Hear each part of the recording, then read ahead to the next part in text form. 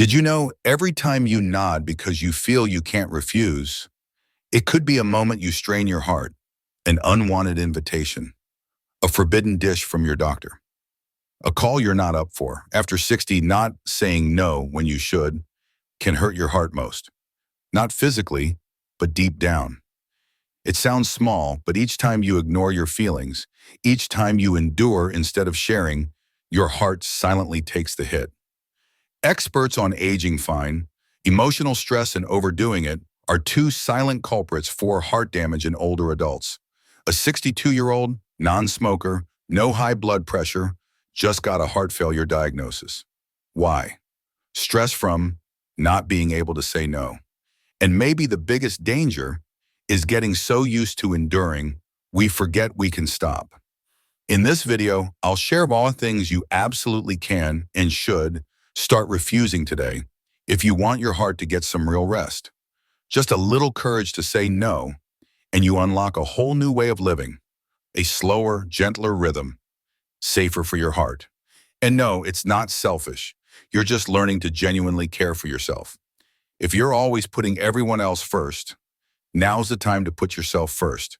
And if this sounds familiar, stick around, because who knows, just one idea might change how you look after yourself. Let's get started. Your heart gets tired not just from illness, but also from the daily pressures we face. And sometimes the first thing to refuse is that habit of trying to do it all for everyone else, but not for ourselves. Your heart can't speak up. It can't scream when it's tired.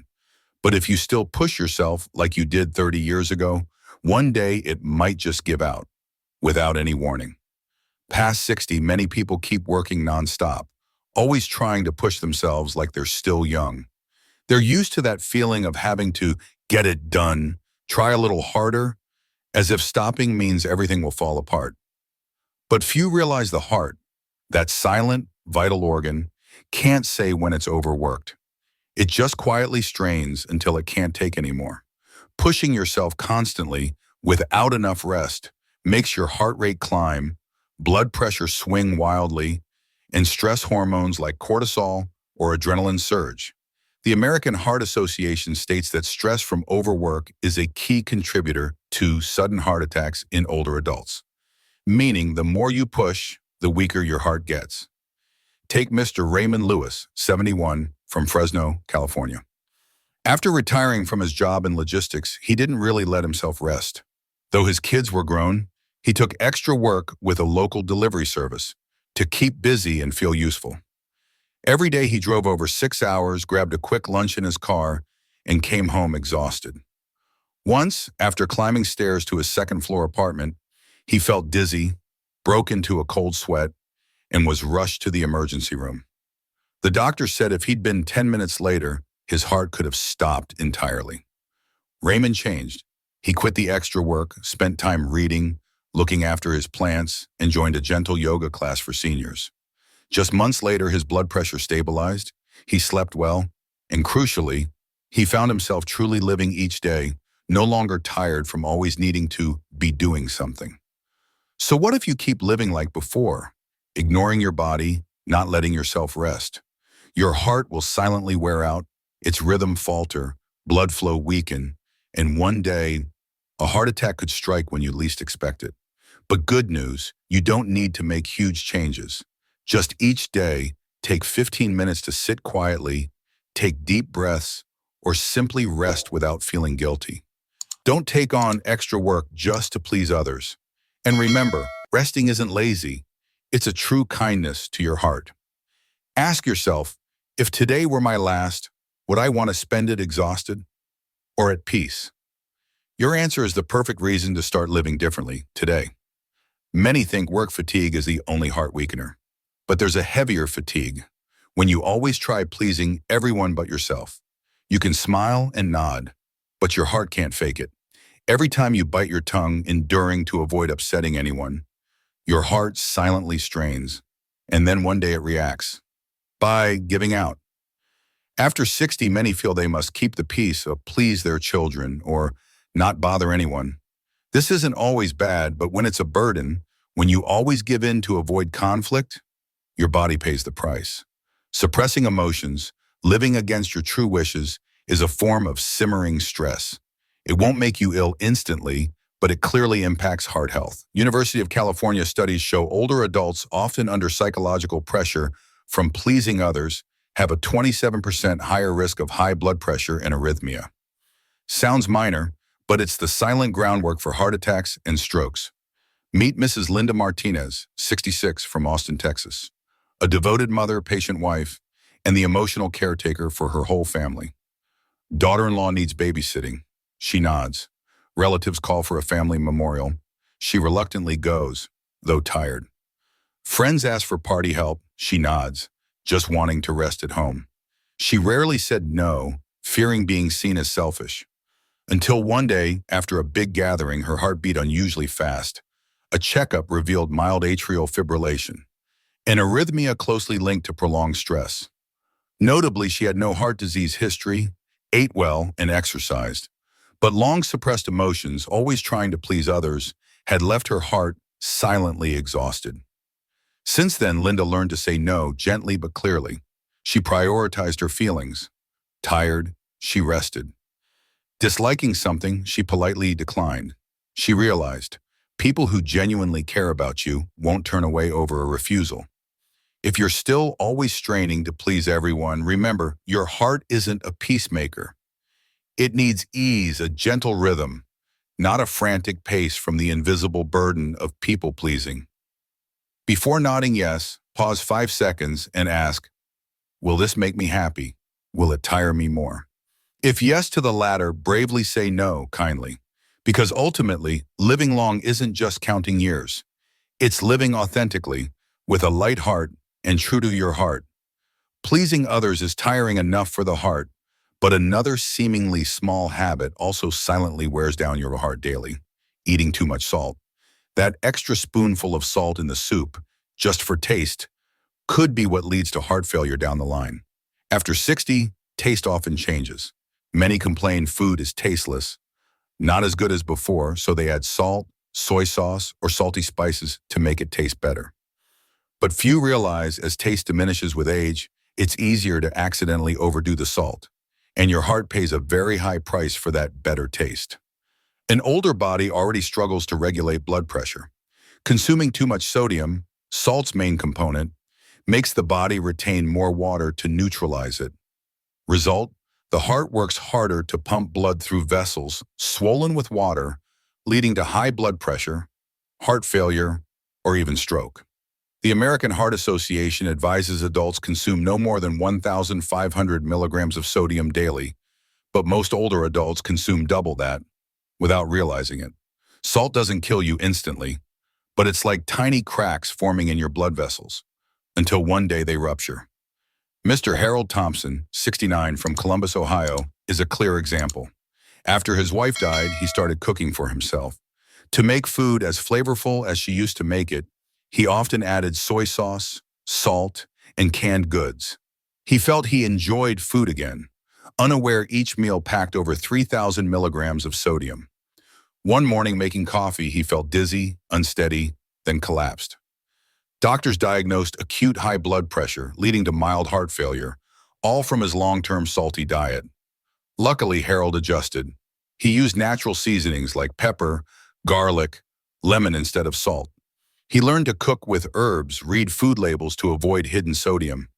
Though initially bland, after a few weeks, his taste buds became more sensitive. He no longer needed extra salt. Don't wait until your heart warns you with dizziness, headaches, or shortness of breath to change. One simple step: have your usual salt today. Cook with natural spices. And if you can, check your blood pressure at home weekly. A way to listen to your heart. You don't need salt to find life's flavor. Your heart, gently cared for, will be the only place you feel truly full and at peace.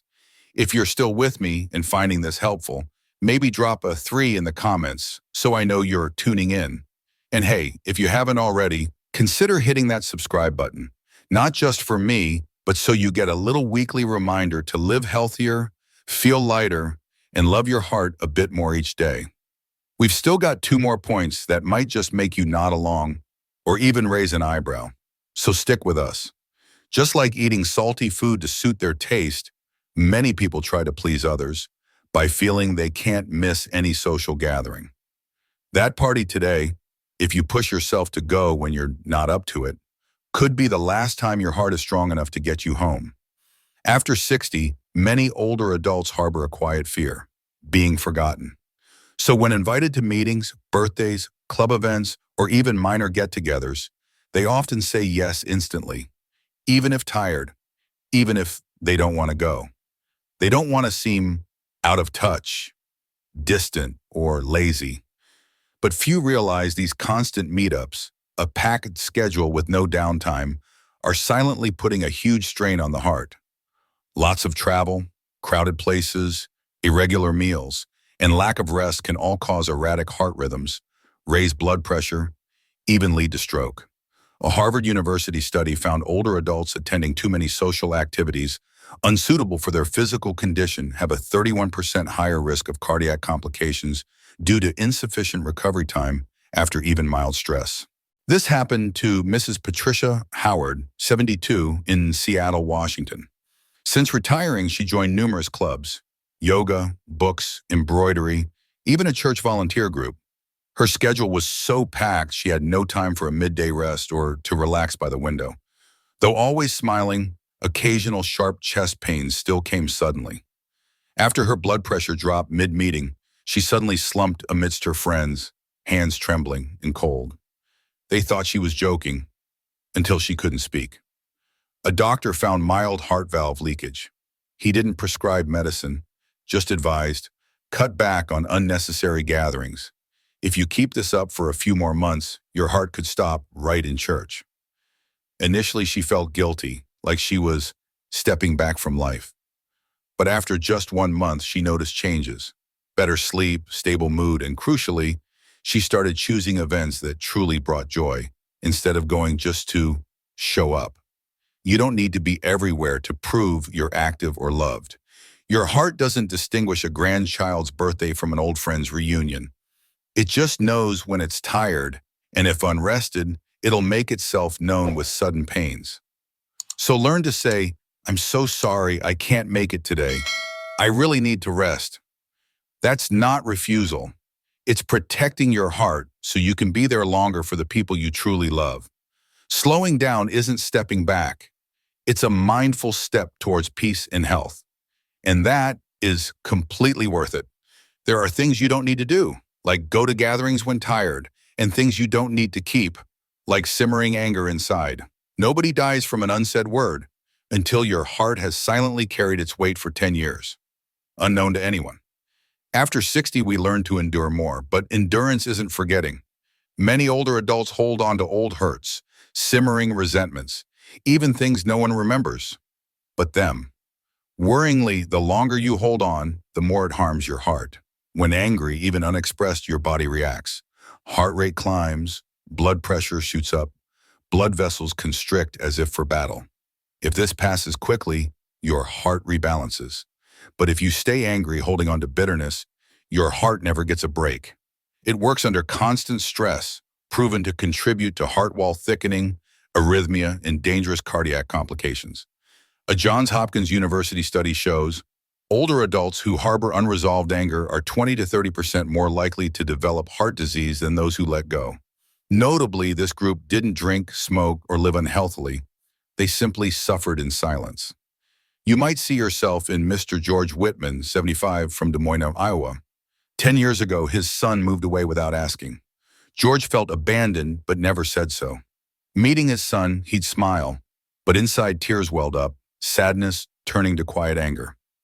After a mild heart attack, his doctor asked, beyond prescribing medicine, "Are you holding on to something, sir?" That question made George break down. He wrote a long letter to his son, not blaming, just honestly sharing his feelings.